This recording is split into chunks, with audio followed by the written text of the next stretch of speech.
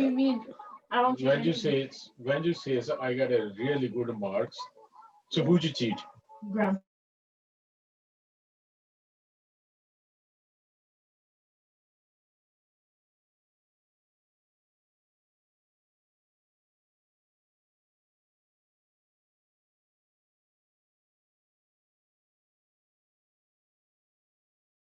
Good morning, everybody, and welcome to today's webinar. We're going to be talking about working with buyers today. I did just start the webinar, so I'm going to give it 2 minutes for some more people to join. I'll admit them to the webinar, and then we'll get started. So I'll be back in 2 minutes. Thanks, guys.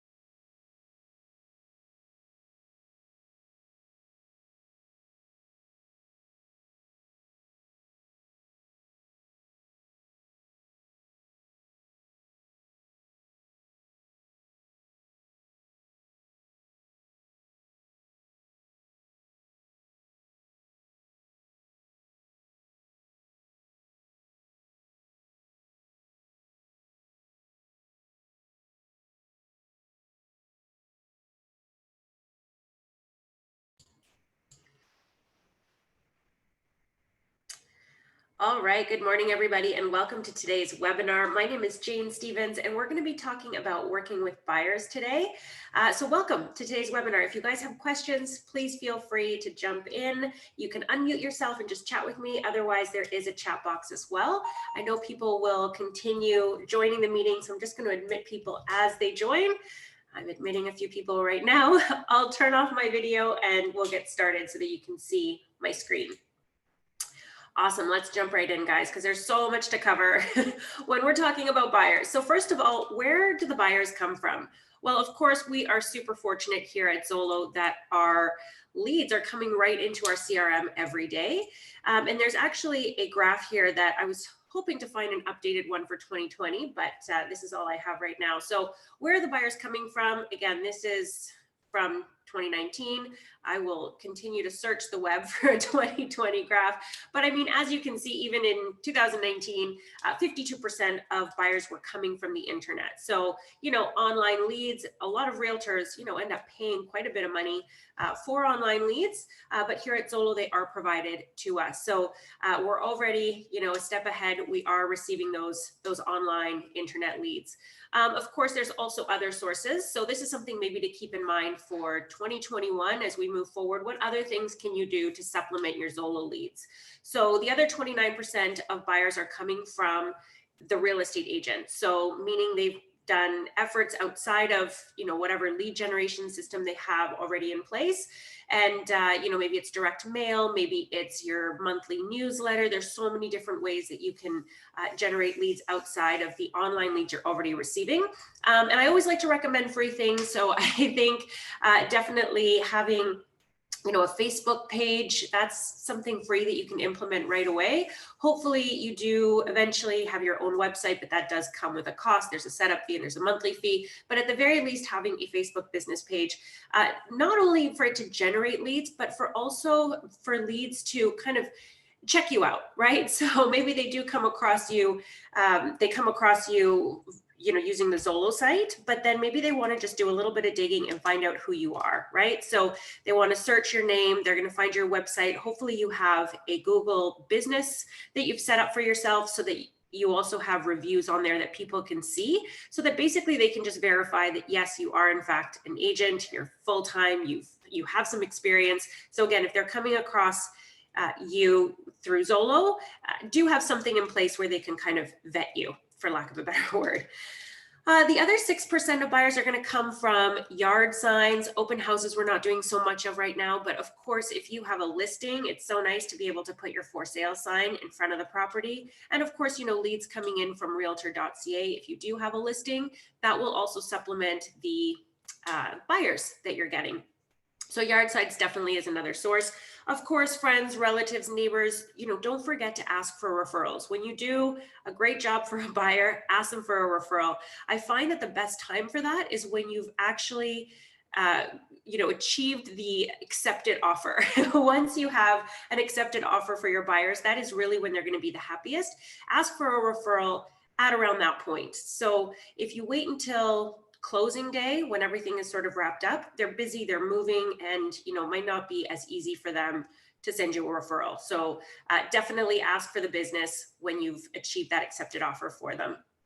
And then a couple of other things here: home builders or directly from sellers, knowing the sellers personally. So again, that kind of goes back to your network. So anyway, a few ideas here how to supplement your business going forward into 2021, because again, we are so fortunate here at Zolo that we do have these leads coming into our CRM every single day, every other day. Sometimes you receive 1 to 2, sometimes, don't worry if you don't receive any, they definitely come in, sometimes 3 at a time or whatever. So definitely, keeping your mind open and supplementing your Zolo business outside of the Zolo CRM.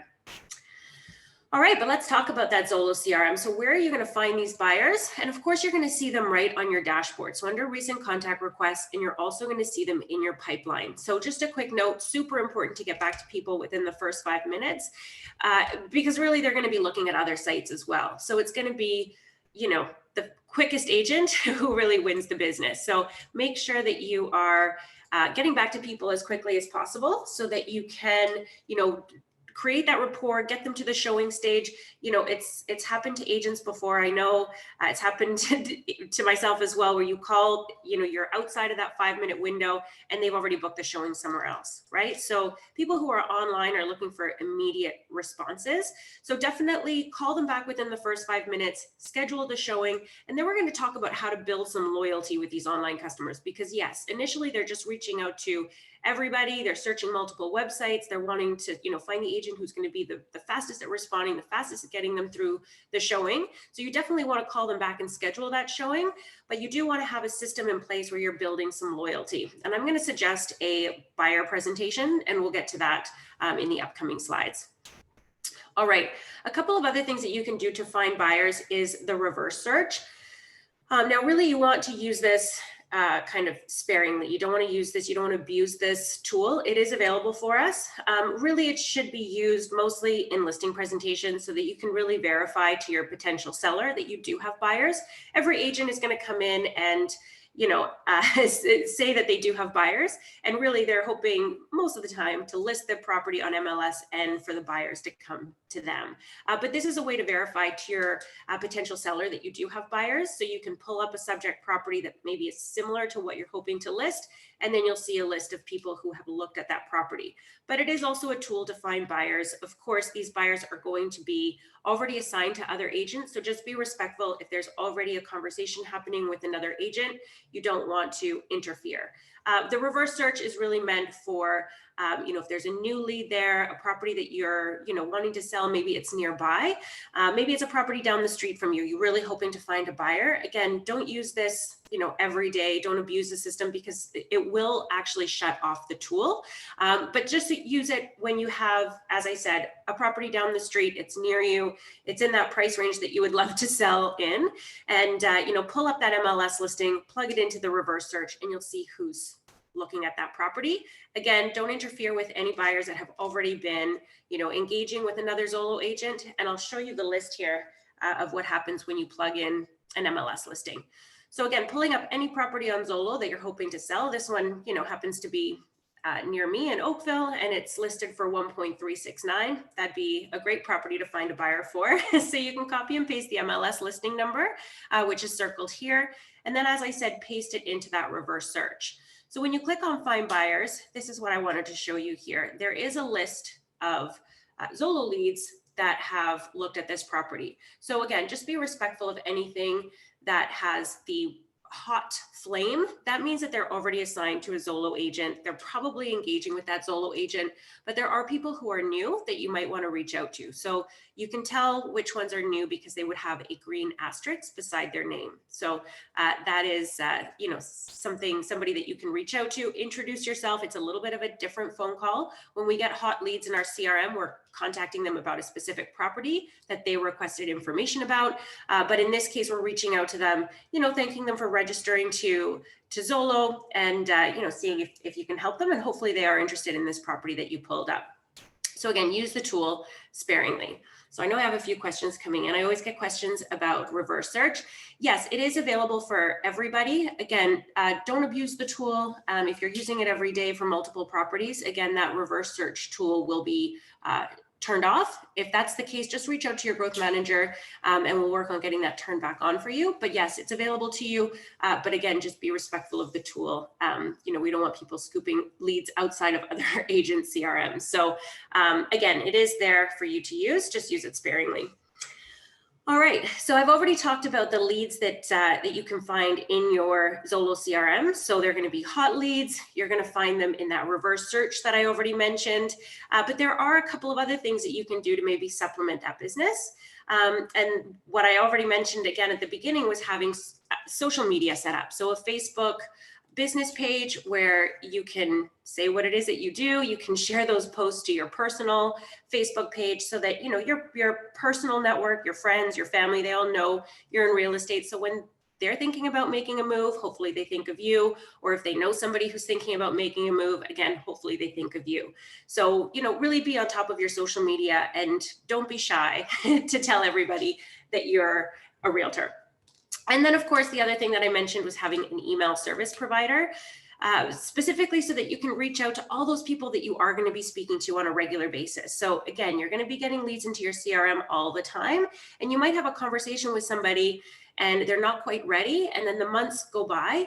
Stay in touch with them. And the easiest way is really to have an email newsletter that you send out on a monthly basis to your entire database. So think of those Zolo leads as building your book of business. Stay in touch with them and create some sort of newsletter that you can send out on a monthly basis. All right, let me see what questions I have coming in. Yeah, I'll talk about the reverse search again at the end if we have time, for sure. It is in your CRM, and there's the tools, the toolbar up at the top. And then if you click on tools, there's a drop-down menu that appears and you can click on reverse search. So yeah, I'll come back and show that to you again at the end for sure. No problem.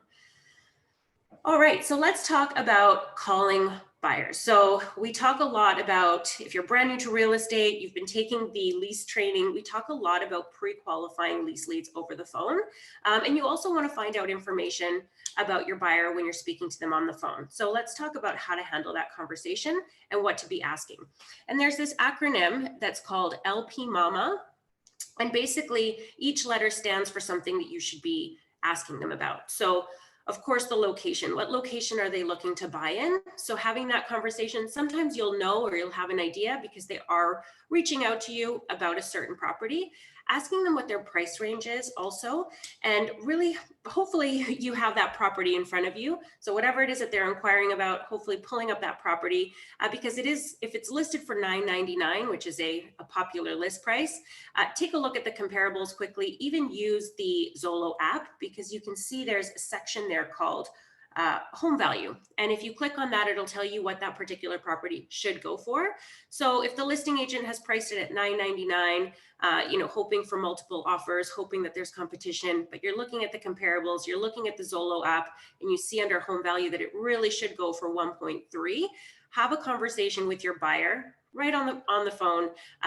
What is your price point? And if their max budget is $1 million, then this property probably won't be for them, right? Let them know, it'll probably go for more, but you do also want to get them to the in-person showing. So you want to talk to them about their motivation. Why is it that they're looking? What drew them to this particular property? Is it in the school catchment that they're hoping to be in, right? So, if this particular property is priced in a way that, it'll go for, more than what their actual price range is, then talk to them about their motivation. And if it is, I use that example of, the school boundary, if that's the area that they're looking in, definitely offer to set them up and send them listings that are in that area, but, not priced for multiples. Definitely asking them if they're already working with an agent. That's definitely something you need to know. And if they are, just refer them back to their agent, right? You don't want to, suddenly turn off your motivation or change the enthusiasm that you had in your voice when you were originally speaking to them. If they have an agent, that's okay. Real estate is a numbers game. If they do have an agent, don't sound deflated. Just refer them back to their agent and just explain to them, if you already have an agent that you're committed to working with, then you definitely want to schedule all of the showings with them. They'll want to see the property as well so that they know what it is that you're placing an offer on, right? And if they say, oh, okay, well, you know what, we're actually not really committed, we haven't signed anything, okay, great, then you can carry on the conversation, right? So again, keep the conversation going. Another thing that you might want to ask is whether or not they've been pre-approved for a mortgage. And here is there's two schools of thought about this. So if they say, no, we haven't really spoken to a mortgage broker, we kind of spoke to our bank, they kind of gave us a range. There are some agents that won't take a buyer out on a showing unless they've been pre-approved. My recommendation is to go and meet them, go to that in-person showing, because if you just give them the name of a mortgage broker, if you refer them to Zolo Mortgages, for example, then they might be off with that mortgage broker, and then they talk to somebody else, some other realtor, they meet with that realtor, and the chances of them coming back to you is not as high as if you had actually met them in person. So take the time, show them a few properties, even if they're not quite sure what their price range is, because then now they've met you and you're going to point them in the right direction. You're going to refer them to, Zolo Mortgages, and hopefully they'll come back to you, and Zolo Mortgages will definitely keep you posted in terms of whether or not they do qualify, what their price range is, so that you can, target the search a little bit better and then continue working with those buyers. So don't dismiss them if they haven't been pre-approved. I think there's an opportunity there to still meet them in person. So yeah, the last acronym, the last, A of this acronym is set the appointment, go to that in-person meeting, meet with them, and definitely have a buyer presentation or something that you can bring with you. In addition to the MLS listing, have something that will, be sort of talking points for you to follow and, show them so that they understand what the process is going to be if they do decide to move forward with an offer. So we'll talk about that buyer presentation in the upcoming slides, because I also recommend that you send something between this initial conversation. So after you've had that initial conversation with this buyer client, and before you take them out on a showing, hopefully you're sending them an email there where you are sending them some information about the process. And of course, adding them to, your MLS system, so they're receiving properties that match their search criteria. So let's talk about this buyer's roadmap. This is something that you might want to include in that email. So you've had that initial conversation with your buyer lead, and your appointment is scheduled for the end of the week. So there's 3 or 4 days there. You want to stay in touch with them. You want to send them something of value. So the buyer's roadmap is something that you can download from Breakthrough Broker. It's a website I always recommend because there are a bunch of templates that you can download, and they're all free. I always like to recommend things that are free. So this is the buyer's roadmap that you can download from Breakthrough Broker. And I'm just going to pull up all the steps here. So again, these serve as talking points for you so that you don't forget anything. You can send this to your clients, and then you can talk about it again during the showing. But definitely they want to be meeting with a real estate professional. They want to be meeting with you. And then you can talk to them about getting pre-approved. You can put them in touch with Zolo Mortgages. So as you can see, that's step 1 and then step 2.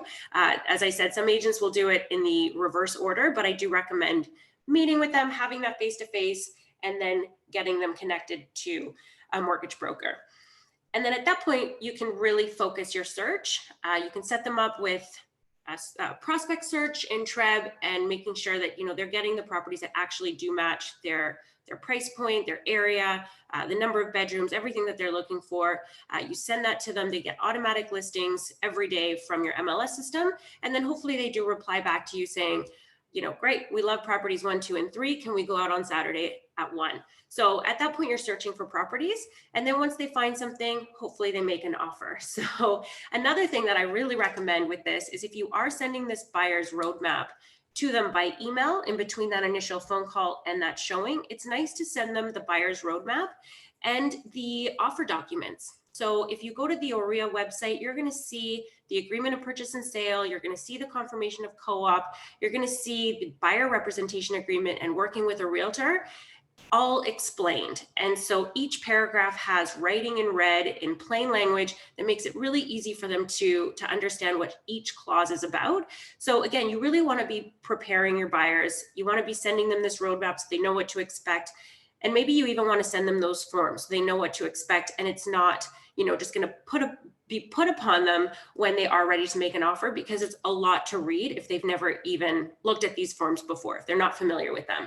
So it's all about preparing your client. This is going to, again, build loyalty between you and that client. So explain the process.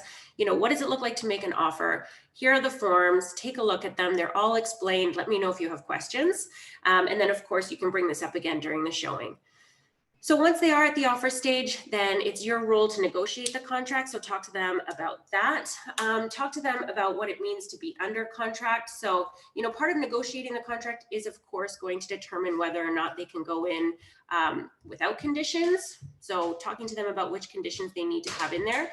So if it's conditional on financing, again, hopefully not. Hopefully you've put them in touch with a mortgage broker that, they're feeling comfortable to proceed without that condition. Is it going to be conditional on an inspection? Again, also hopefully not. Talking to your buyers about, hopefully the sellers will have a pre-listing inspection that we can look at, so you don't have to do an inspection. So again, talking to them about how to negotiate the contract. Of course, it's best to go in with as few conditions as possible. That's not always possible, but definitely talking to them about how you can prepare them to submit a pretty solid, firm offer. Once they are under contract, this is again your talking point. Remind them or let them know if they don't already know that a deposit would be required. So do they have those funds available? So typically speaking, when you have an offer accepted, they're going to need to deliver their deposit within 24 hours of that offer being accepted. Sometimes you might even ask them to get the deposit at the same time as presenting the offer, so you can present the offer with a copy of the bank draft. So, these are all kind of things that you'll definitely want to do if you're anticipating a multiple offer situation. But again, it all comes down to explaining all of this to your buyers. So once you are under contract, that means that they need to deliver their deposit to the listing brokerage or wire transfer. That's also an option these days. And then of course, final details. So what does that mean? That's the buyer doing their due diligence. So if there was an inspection that was, accepted in the offer, then go ahead, do that inspection as quickly as possible. Something that you might want to do is if you are going in with an inspection, this particular listing didn't have a pre-inspection report, then you might want to say, when you're presenting the offer, we are coming in with a strong offer. We do have the inspection clause in here, but we've already gone ahead and tentatively booked an inspector for tomorrow. So we can remove that condition really quickly, right? That might be a way for them to accept an inspection. So final details, making sure that your financing is approved, making sure that, that inspection happens quickly if you've put those conditions in the offer.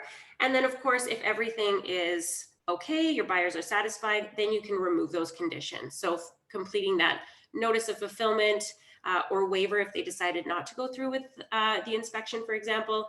And then from there, the mortgage brokers and the lawyers take over for closing day. So explaining all of this to your buyers so that they feel comfortable moving forward, they know what to expect, and they know that you're going to guide them through the process. So there's a buyer's roadmap. Again, you can download this from Breakthrough Broker. Again, that's a free platform, and there's a whole bunch of other things that you can download, including the buyer presentation, which I'll talk about in a moment. All right. So when you are having that initial conversation with the client, you definitely want to have the property in front of you because you want to be able to provide them information about that particular property. And you can see here, if it has been sold conditional, this happens a lot right now. It's definitely a seller's market. We're seeing, properties being listed and sold quite quickly in multiple offer situations. So if it has sold, if they're reaching out to you about a property that has sold, then just let them know it looks like it's been sold conditional. It looks like they're waiting for, you can see at the bottom what the conditions are. So on the bottom of the MLS listing, looks like it's just conditional on status. So I can let you know on December 12th, whether that firms up or fails. In the meantime, can I send you other properties that are similar to this? And when would you like to take a look, right? So you're having that conversation. Not every property is going to be available, but have that information in front of you so you can let them know the status of the property, and hopefully you can move on and schedule some other showings. So definitely having this in front of you during that initial phone call. All right, so let's talk about that phone call. Of course, you want to be answering your phone professionally. You want to be engaging in a professional manner. Of course, you want to have that property information in front of you so that you can provide them with the information that they're asking. As I'm sure you guys know, a lot of people assume that we're the listing agent.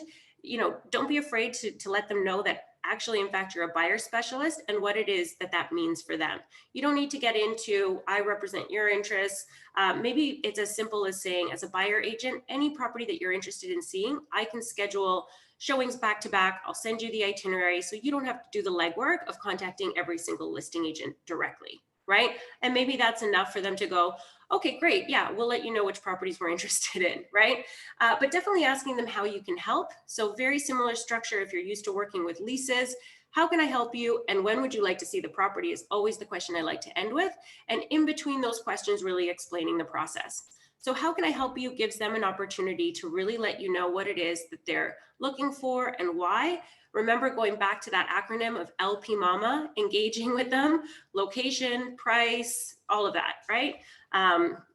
So let's jump in here in terms of like what they're looking for and why, what their motivation is.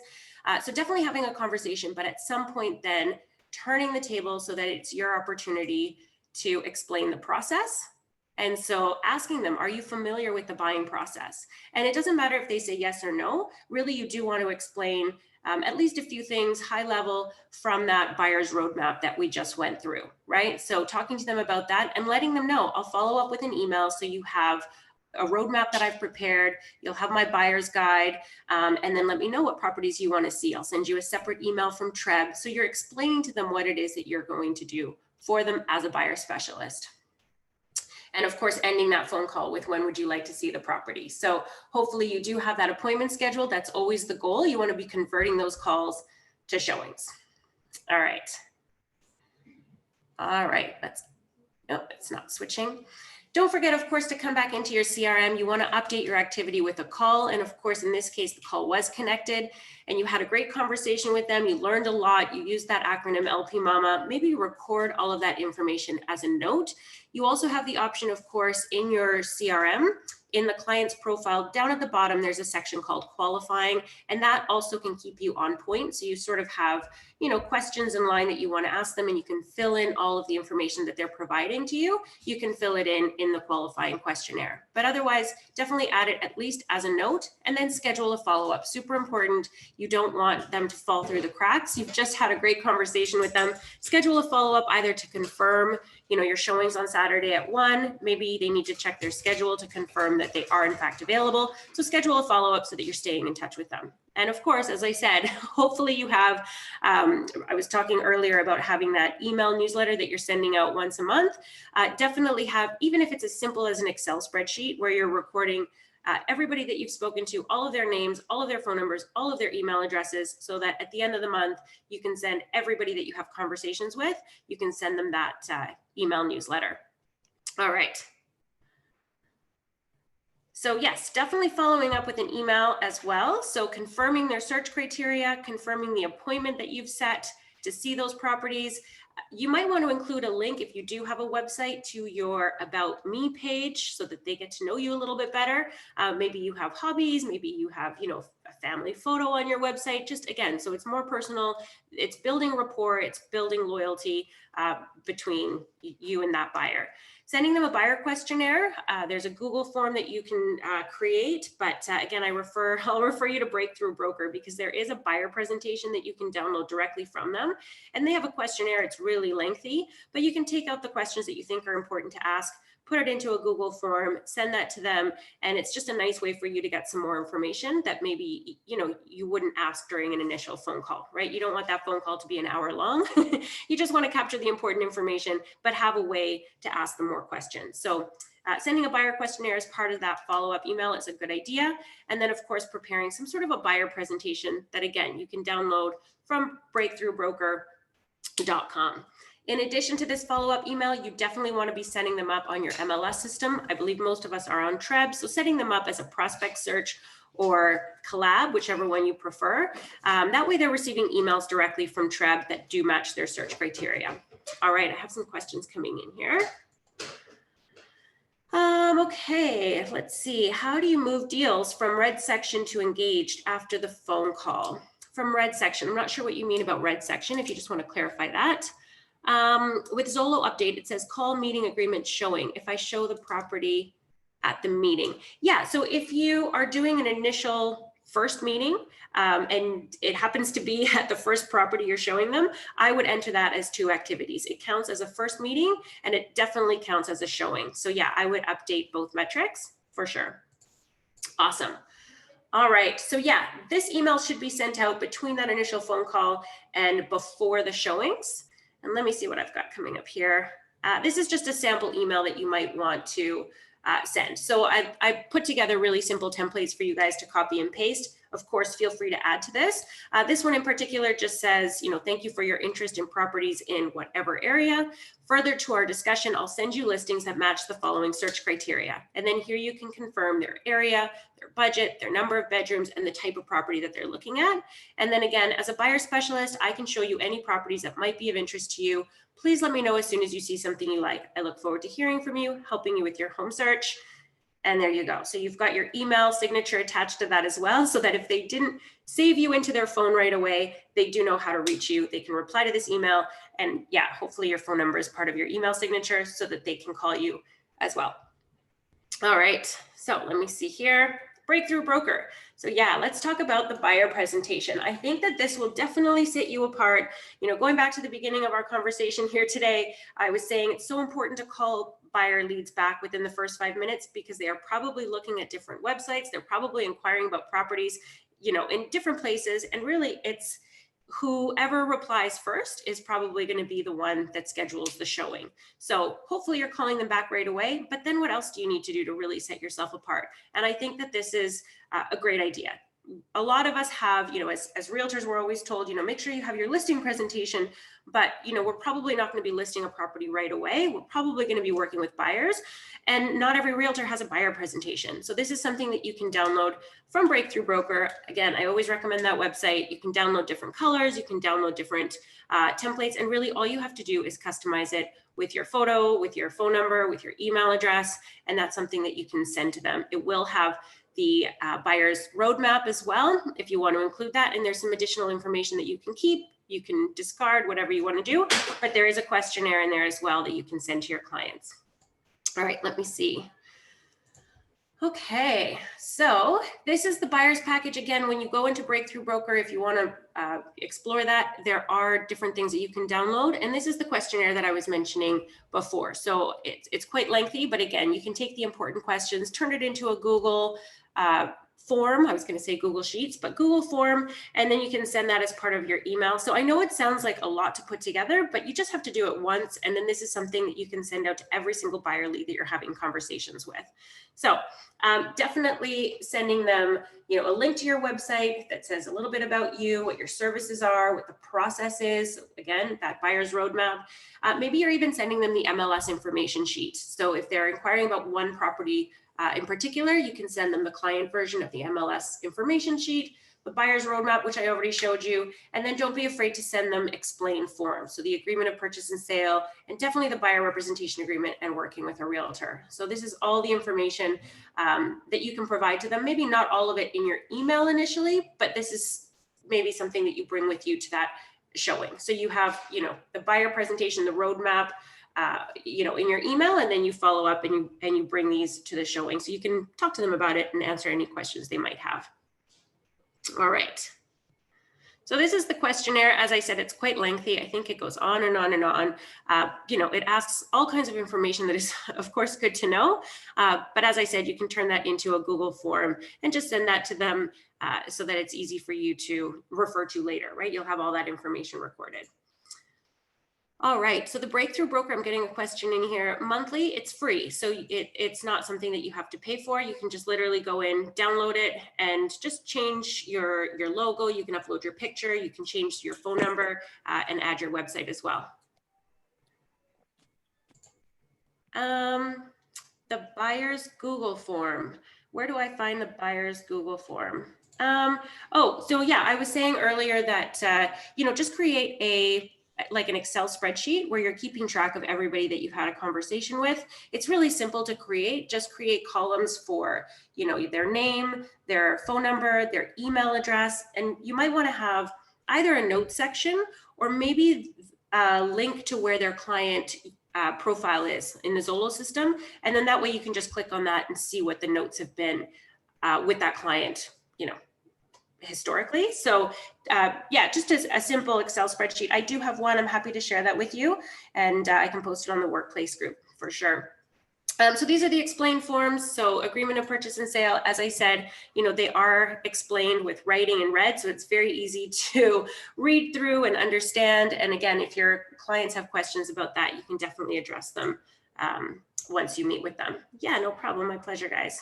So I'm just going to skip ahead. So these are all of the explained forms. So as you can see, it talks about each of these paragraphs. So this might become second nature for you guys, or maybe it already is, but for particularly a first-time home buyer, it's really important to walk them through, what does it mean? What does this irrevocability mean, right? So talking to them about, the expiry, how long you want to keep this offer open for. So again, all of this is explained. And then if they have questions, you can talk about that during your initial showing, during your first meeting. All right, so it's all very well explained. And then talk to them also about the Schedule A, talking to them in particular about conditions, right? What conditions are you going to put in, if any? And of course, if this is a condo, not a freehold property, then you're also going to need a status certificate, which is oftentimes, what is received instead of actually doing an inspection on a condo. Although, if your clients want to do an inspection on a condo, that's fine. But the status certificate usually, talks about the building and, really the status and the condition of everything. All right. So yeah, these explained forms, you can find them on the OREA website. So even if you just go OREA, O-R-E-O, or A, sorry, explained forms, that will come up for you. So yeah, download them, have them somewhere saved on your computer so you can easily email them to your clients with your buyer presentation. All right, so let's talk about showing. So now that you've sent them all this information, you've had a wonderful conversation with them, you've asked them questions, you've sent an email with some information, they're feeling really comfortable working with you. Now you're going to meet them for the first time. So you can still bring, as I said, that buyer presentation, maybe a little bit more information this time so that you're walking them through everything in person so that if they have questions, you can interact. But of course, you're showing them properties and hopefully they like something that you show them. So let's talk about quickly, obviously, booking the showings. Same way as leases, you're going to book it online through your MLS system, or you can call the listing brokerage directly. And then just a quick note here, putting the showing appointment in your calendar. This is just a screenshot of me creating an appointment in my calendar. Just a couple of tips to stay organized. If you're newer to real estate, having that showing scheduled in your calendar. If you're going to be doing 3 showings with the same client, I would recommend having 3 separate appointments. And in the description of each appointment, I would include the link to the property on Zolo, and I would also include the listing brokerage's information as well as the listing agent's information. Not every listing agent is going to disclose their cell phone number, but hopefully he or she has, because it never fails that when you don't have that information, you show up on the property, the lockbox code doesn't work, or the lockbox is missing, you can't find it. So it's really nice to be organized so that you have that contact information, so that if something happens, you can call the listing agent right away. And then I do put in brackets in the description of my appointment. I'll say it's a showing with the client's name, and then I'll put in brackets the status of the appointment. Do I still need to book the appointment? In other words, have they just requested it and I still need to book it? Have I booked it and am I waiting for the lockbox code? In that case, I change the status to be confirmed, as you can see here. And then once I do receive the lockbox code, that's something that I would replace in those brackets. So I would put the lockbox code 1, 2, 3, 4. And of course, that's something that you're not sharing with your clients. That's for you. You want to be attending all of your showings. And if you do need to cancel, you have the listing brokerage's information right there. You can give them a quick call and cancel your appointment if need be. So just a couple of tricks to stay organized, because there will be a lot of showing requests and you really want to make sure that you're not missing anything. All right, so we've talked a lot about preparing the client.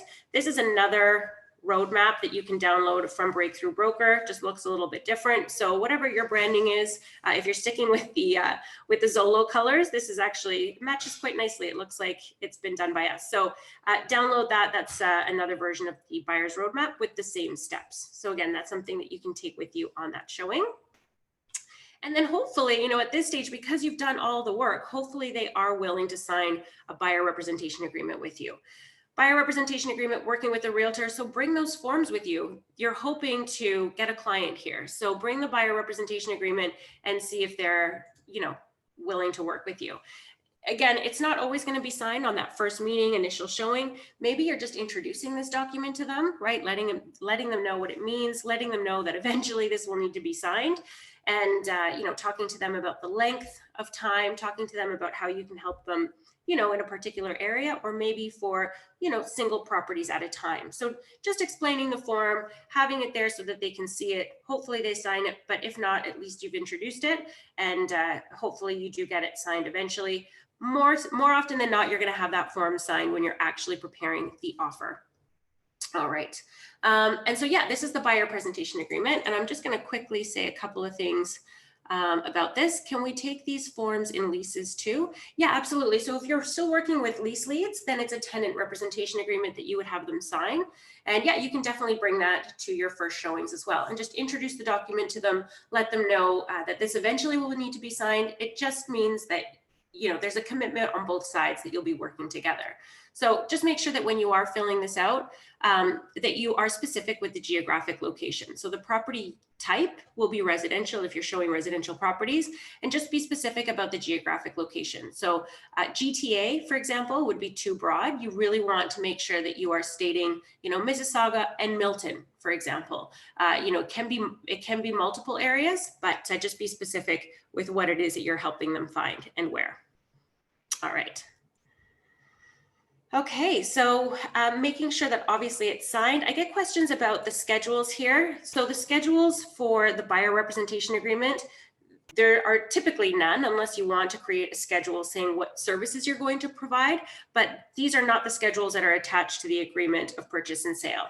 So if you don't have any schedules attached to your buyer representation agreement, just go ahead and say none, and then make sure that everybody signs this in their right signature spots. All right, let me see. How are we doing? Can you leave the commission section empty? Most buyers won't sell or sign BRA, I'm guessing, saying that they have to pay commission if something goes wrong. Yeah, so typically what I would do is I do put in the commission 2.5%, but you're right. Sometimes if they do take the time to read it, I don't think I have a copy of that section. Oh, let me see if it's up here. No, it's not. Okay, so yeah, you're right. You put in at 2.5%, and there's a section there that talks about, if the listing brokerage doesn't pay the 2.5%, then your client basically has to pay it. If they're worried about that, that's something that you can actually cross out, just so that they know, that you are going to be compensated, obviously, with a commission of either 2% or 2.5%, depending on where you are.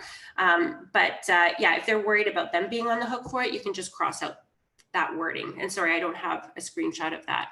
But yeah, definitely that's something you can do. All right, so let's talk about preparing the offer. So of course, when you're ready to prepare the offer, you want to give the listing agent a call. Make sure that you are telling them you have, clients that are interested, and ask them questions, right? When is the preferred closing date? When are you going to be presenting the offers to the client? Again, if they're, going to be more than one offer, do they need 24 hours irrevocable? What do they need? So be easy to work with. Try to give the seller, as much as possible in terms of, if they have a preferred closing date, hopefully you're giving them that closing date. But, if they don't have a pre-listing inspection, then, talk to the listing agent about, putting in that clause on behalf of your client. So communication is key. Definitely speak to the listing agent. And you know what, this is an interesting point. Know the market and the most recent sales. So right now it's crazy. There are, multiple offers on most properties, I think, and they're going for well over ask. So it's really difficult to look at comparables and, advise your client on that because, things are going for well over ask right now. So know the market, really. Know if that particular area is, very hot, things are selling for over ask. So take a look at that and, ask the listing agent what the expectations are or what comps they're relying on. So don't be afraid to ask those questions also. All right. So if you are preparing an offer, of course, you are going to want to look at the comparables. So I won't get into this too much just because we could do a whole session on comparables, but let's assume that you are preparing an offer on a condo. So those are really great properties to put offers on because there are oftentimes lots of comparables, but there's also usually some competition. So definitely make sure that you're looking at the building that they're interested in. So, and if it's a series of 2 buildings or 6 buildings, then you want to make sure that you're looking at all of those buildings and what has sold, comparable to the unit that you're wanting to put an offer in on. So let's just jump ahead here. So checking comps, again, of course, you would do this in your MLS system. So this is a screenshot of Stratus Treb. So you would select residential condo and make sure that you're selecting unavailable properties. So you're only looking at properties that have sold. And then from there, you can set your search criteria. So of course, you're selecting the area and the municipality. But as I said, if there's more than one building in that particular complex, instead of just comparing the units that sold in, 5220, make sure that you're saying 5200 to 5300, assuming that that captures all of the buildings that are in that particular complex on Dundas Street, whatever, wherever it is. And then of course, you're not putting in price because you're trying to figure out what the price is. So selecting the last status to be sold and then making sure that you're comparing apples to apples and not apples to oranges. So if you're going to go ahead and put an offer in on a 1-bedroom, make sure that you're looking at what other 1-bedrooms have sold for and not, 1+1 or 2 bedrooms or 3 bedrooms. So putting in the property characteristics. And even with that, you'll probably get a long list of comparables, again, especially if you're working with condos. So just make sure that you're sorting it by sold date. So just by clicking on the sold date field, that will sort it in chronological order so that you see the most recently sold condos up at the top. And then you can kind of take a look and see what's happened in the building. So it looks like, there's a popular list price of $399.9, and they've gone for pretty close to ask. So just take a look at that. Of course, that's going to be what you recommend to your clients, maybe sending them these comparables so that they can see this for themselves. This was a screenshot from a while ago, so I'm pretty sure right now you would get different results, but looking up the properties that have recently sold, sending them to your client, having a discussion about it, collaborating with your clients. I know that there are some agents that would just, straight up make a recommendation on price, but I like to have a conversation. Here are the comparables. This is what's happening in the market. Things are going for over ask. How comfortable are you going 10,000 over or 15,000 over and having those conversations with them, right? And then really, pushing them also, sometimes you might want to have a bit of, it's called a ladder script where, if a client is saying, okay, well, yeah, we'll go $5,000 over, ask them, okay, so if it sells for 406, are you going to be upset that you lost it? Having those conversations and, maybe they do 407, right? And having that conversation also about offering odd numbers. I think, a lot of times if there's something that's listed, $399, we'll use this example, maybe everybody comes in or a few people come in at 410. So maybe, coming up with, 411, 300, it's the psychology of numbers and, maybe suggesting that they pick an odd number. All right, so making sure you're saving the MLS and the schedules. This is kind of more web forms. So once you have downloaded the attachments, of course, you're going to go ahead and prepare your offer in web forms, which we won't talk about here today because, again, that's a whole other 1-hour training session. But of course, you'd be going into web forms to prepare your offer and Authentisign and all of that. If you guys are not super comfortable with web forms and Authentisign, then join me on Wednesday. That's tomorrow. Yep, that's tomorrow. And I'll be going through web forms, Authentisign, and we'll talk about how to prepare transactions there. So Join me tomorrow for all of these details because yes, it is quite involved. But the nice thing is that all you have to do is, you go to your MLS listing on the property that they want to submit an offer on, you click on Web Forms Authenticign, that takes you to Web Forms where you can go into your forms. Once you've selected the appropriate template, of course, you can see here that the template has been selected offer condo. And so when you go into forms to complete everything, it's all there for you. You don't need to individually add the agreement of purchase and sale for condos, the confirmation of co-op, the working with a realtor, the buyer representation agreement, it's all there for you. And you simply just have to go through them and fill in the blanks. So again, we'll talk about that at length tomorrow. But for our purposes here today, let's just jump ahead and talk about presenting the offer, because this is really kind of where the magic happens. So presenting the offer, you're going to want to, of course, prepare all those documents in web forms, have them signed. Now that you have these signed forms from your client, you're going to go ahead and present an offer. So it's similar to presenting offers with lease leads, surprisingly, because even lease leads, you end up in multiple offer situations, and here with buyers, you end up in multiple offer situations right now. Anyway, that seems to be the market we're in. So again, hopefully you've already reached out to the listing agent. Hopefully you've asked for the seller's preferred closing date. Hopefully you're giving them, those details, and hopefully you're coming in firm. It doesn't always happen, but if not, then be creative here. Maybe if it's conditional on financing, maybe you attach the pre-approval letter, right? So the seller is at least satisfied, okay, they do have a pre-approval letter, but they're putting in this condition because they just want to confirm that pre-approval, but at least the pre-approval has already been done. Again, as I mentioned before as well, if you're going in asking for an inspection, instead of asking for 5 days to get that inspection done, let them know, we've tentatively booked an inspector for tomorrow. We can get this condition removed as quickly as tomorrow or day after tomorrow. So again, if you are putting in conditions, really, tightening it up. And, maybe hopefully you're offering more than list price, especially right now in this market, and hopefully you're offering a good deposit. So you might want to, if you're coming in under ask, you might want to talk about the comparables that you're relying on. But right now, we're definitely, it's a seller's market. We're definitely looking at multiple offer situations. So definitely, reach out to the listing agent and make sure that, you're giving them what the seller wants and, hopefully improving on that. Because offers are crazy. I'm sure you guys can all attest to that if you've been out there representing buyers. So multiple offer situations. Again, we're not going to talk about this today because that can also be a whole other webinar. But I was speaking to a realtor yesterday who said she submitted an offer on a property, $50,000 over ask. She had the $75,000 deposit, that she was delivering here with, and there were 27 offers on the property. I haven't touched base with her today. I don't think she got it. But that's kind of what we're dealing with. So really prepare your clients so that they know, you've been here before, you've done this before. All you can do is give it your best shot and see what happens. So if you're looking for guidance, definitely reach out to your growth manager and speak to them about that. So multiple offers, these are just screenshots just so you can see, kind of gives you clues as to whether or not this is going to go into multiples.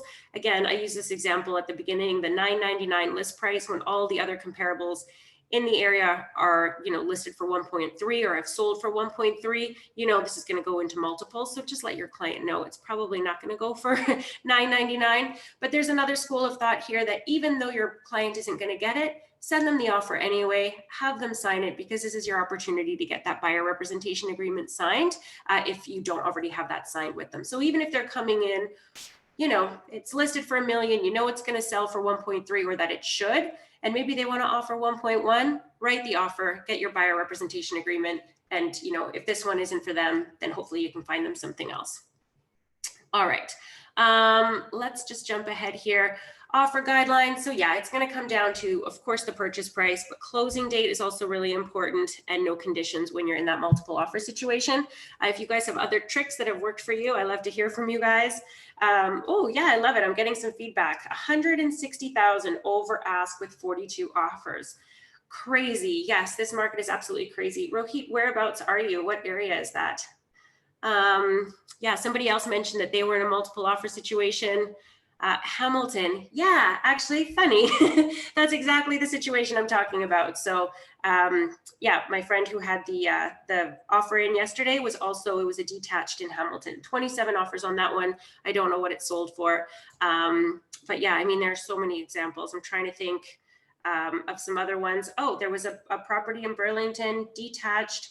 It was tiny, really tiny, listed for $750. It should have gone for about, you know, just over $8. And they had a beautiful backyard, and I think that was the selling feature. It ended up selling for $905, which was, you know, and it was firm. So that's what we're looking at right now. Yeah, 1,200 square foot detached raised bungalow in Hamilton. Yeah, you know what? I think it's actually, it comes down to that that rate. I'm sure you guys have all seen it, the HSBC rate. I think I've personally, even I've spoken to tenants who have reached out saying, I think now is the time to buy. So I think that's part of what's causing the multiple offer situations. So actually that brings me to my last point is our training session on Thursday is with Zolo mortgages. So we'll be talking about that rate among, you know, other mortgage news. So definitely join me for that because we'll have me here from Zolo mortgages. All right. Yeah. I said I was going to be last but not least, but this is last but not least. If you are going in with no conditions, there are a couple of ways to do that. In your Schedule A, you can have the financing clause in there. You can cross it out and have your client initial it. Inspection, same thing. You can cross it out, have your client initial it, or you can use Form 127. So this is the buyer acknowledging that they are removing conditions. You can do both things, but either or works. So if you're just going to go ahead and delete the financing clause, delete the inspection clause, make sure that you are having your buyers acknowledge that you did advise them, you did talk to them about financing, you did talk to them about the inspection, but it was decided that they would go in without conditions, have them acknowledge that. So that's the form you would use for that. All right, closing. If you have that offer accepted, if you have conditions, first of all, they will need to complete a notice of fulfillment if they have, you know, satisfied those conditions. If they decided not to do the conditions, so for example, you know, they did have an inspection in there, but they decided not to proceed with one, that would be a waiver. So that basically removes the condition out of the offer, out of the agreement of purchase and sale. So make sure you fill that. You complete those forms if you do have conditions. Otherwise, if it's accepted, of course, you need to have that deposit check delivered to the listing brokerage within 24 hours of acceptance. And that's where you start putting people in touch with each other. So you want to make sure that the mortgage brokers, you know, have a copy of the the accepted offer. You know, you're lining up the inspector if that's what's going to happen. So there's different steps involved here than, you know, if you're used to doing leases. So of course, the same thing though is to make sure that you have all of your paperwork uploaded to web forms. You're updating your CRM with your deals. So definitely making sure that you've got all of that in place. All right, I have some comments coming in, which I love. How do you stop working with buyers that don't listen? Do you have to sign a BRA cancellation? Yeah, there is a cancellation for that, which you can do. So yeah, if you want to terminate your relationship with those buyers, you can definitely do that. I don't know the form number offhand, but if you want to email me, I can let you know what that's called and what it is. Okay, please advise on how to move deals from top section to engage section. So if you've already had a deal with a client, I believe it stays in the deals folder, but if you're continuing to engage with them, just update your activity. It may, again, as I said, stay in the deals folder in your closed deals, but just update your activity if you're engaging with them. All right. Mortgage rate with CIBC 1.49%. Yes. So again, Thursday, please join at 11. Mihir will be joining us, and he is the managing broker, I think that's the term, for Zolo mortgages. So he'll be answering all of your mortgage questions and talking to you about how you can refer your buyer leads to Zolo mortgages and how, you know, what they're going to help you with and how. So definitely there's an open line of communication between you and Zolo mortgages. So I highly recommend using them and getting deals done through them. All right. Any other questions, guys? Let me know. Yeah, if you want to stop working with buyers, yeah, that's always an interesting situation. If they don't listen, that's too bad. Oh, the reverse search. Yes. So I had a question about that. So let me just come all the way back up to the top and share from this screen. All right. Mahir's number. Yes. Okay. So I'm going to multitask here. Let me pull up Mahir's phone number while I'm talking to you guys about the reverse search. So, oops, if I could spell Mahir correctly, that would help. Okay. So reverse search, you can pull up a property on Zolo for the MLS number. Again, don't abuse this tool because otherwise it will be shut off. But you can pull up the MLS number from the Zolo site and plug it into your reverse search. So how you get to reverse search, actually, if you're on your dashboard, I thought I had a screenshot of that. Yeah, if you're on your dashboard, tools is the drop-down menu and you find it under there. Reverse search, find buyers is what you click on. And that will take you to that screen to plug in that MLS number. So as soon as you find that MLS number, copy and paste it into your reverse search, click on find buyers, and that will give you a list of everybody who's actually looked at that property. So again, just be respectful of any conversations that have already happened with the Zolo agent. But if you see that there's a green asterisk, that means that they're new. They are, of course, assigned to somebody, but they haven't been reached out to. They haven't reached out for any information. So again, it's a little bit of a different call. You're not calling with information about a property. You wouldn't be calling to let them know about this property that you looked up, but you would be asking what it is that they're looking for and how you might be able to help. So those leads do exist in there for you, to find some more buyers. All right, Mahir's phone number, 416-568-1751. And I'm gonna put it right here in the chat, to everyone, 416-568-1751. That's Mahir at Zolo Mortgages. He will be here on Thursday to join us. So I will leave you with that, everybody. Thank you for joining me today, and we'll see you on the next webinar. Have a great day. Thanks, guys. Bye.